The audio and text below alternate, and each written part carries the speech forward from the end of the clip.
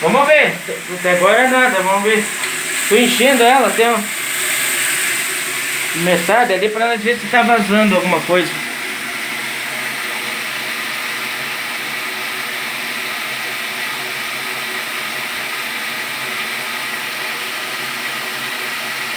Não sei se não é boa a mangueira essa caminhonete. Pois é.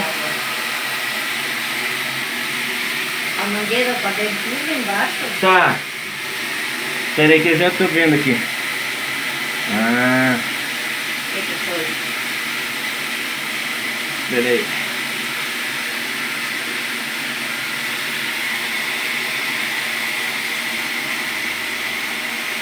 É daqui, ó.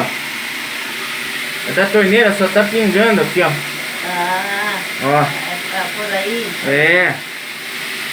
É aí que tá pingando. Vamos ver se eu tenho um teflon pra pôr. Tá? Você tem ali? É, vou ver um teflonzinho.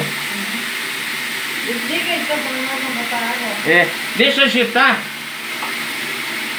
Vamos fazer ela agitar só pra nós ver. Tá bom. É. Deixa eu ver aqui isso aí.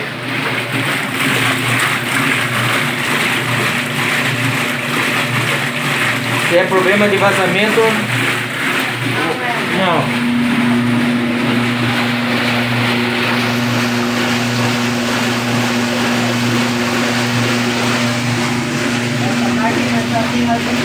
É.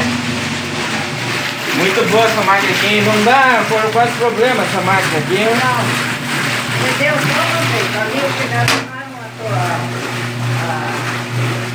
a mangueira, não sei o que fizeram ali. Aham.